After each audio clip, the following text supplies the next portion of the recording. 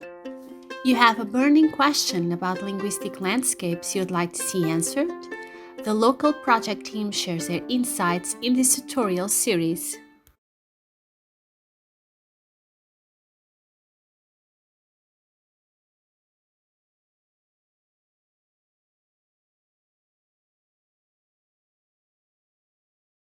Vous avez parlé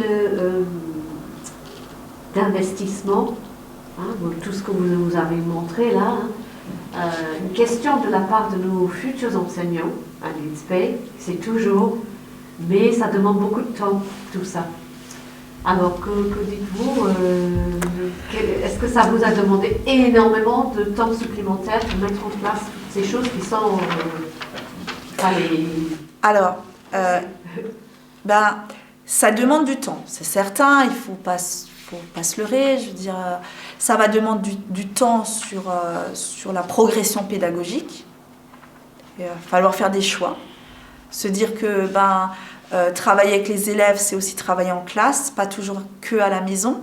Il y a toute la phase de restitution, mais en même temps, on y gagne. Alors bien sûr, on va devoir faire des choix à un moment donné. Moi, dans le programme, je vais être obligée à un moment donné de faire des choix parce que j'ai consacré du temps au projet et du coup, dans mon programme, mon temps n'étant pas extensible, je vais devoir raccourcir ou traiter plus rapidement certains chapitres du programme.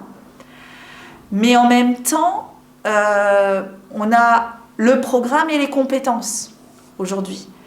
Et dans les compétences, on nous demande de travailler les compétences orales, on nous demande de travailler des compétences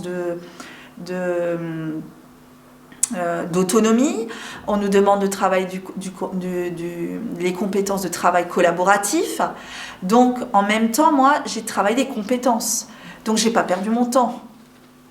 Donc ça c'est une chose. Après, effectivement, ça demande aussi du travail personnel en dehors des heures de classe, pour chercher, pour faire les recherches. Par exemple, si je les envoie sur le site du musée de l'histoire de l'immigration, ça veut dire que moi, en amont, je suis allée sur le site, j'ai regardé le site, j'ai trouvé les témoignages, j'en ai écouté quelques-uns, pour monter mon questionnaire, pour savoir quelles sont les informations qu'ils vont pouvoir tirer de là.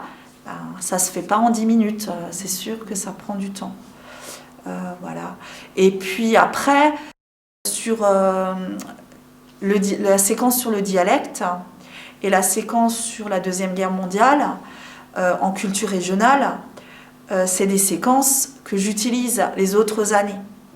La différence, c'est que mon entrée a été différente. C'est-à-dire, moi, la séquence sur le dialecte, je la fais tous les ans dans ma progression.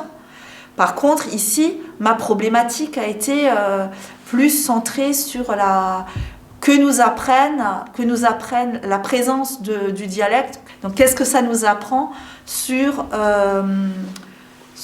l'histoire de l'Alsace? Donc, du coup, c'est mon angle d'attaque, mais mon cours, en fait, reste le même. Là, je n'ai pas préparé plus de séquences. J'ai préparé 2 activités en plus. La topographie et puis après la séquence avec Bénédicte Keck. Voilà, je l'avais au téléphone, donc ça a pris du temps. On s'est mis d'accord. Je vais préparer une sortie. Là, ça va me prendre un peu de temps. Voilà. Pareil pour ma séquence sur la Deuxième Guerre mondiale. C'est une séquence que je menais avec les élèves. Évidemment, là, je vais devoir préparer peut-être 1 ou 2 séquences, plus sur la libération de Molsheim. Ça va demander de la recherche documentaire. Mais quand on aime, on ne compte pas. Mais parfois, il faut compter un petit peu, parce que si il faut se fixer quand même un certain nombre de limites. Sinon, très, très, très, très vite, ça peut avoir des impacts sur sa vie personnelle. Après, ça dépend dans quelle mesure. Voilà, moi, j'ai plus d'enfants petits à la maison. Ce sont des adolescents. Donc, en fait, mon temps commence à se libérer. Donc, c'est du temps aussi que je peux prendre pour moi, parce qu'en même temps, quand je prépare la séquence, mes séquences, c'est de l'enrichissement personnel. Donc,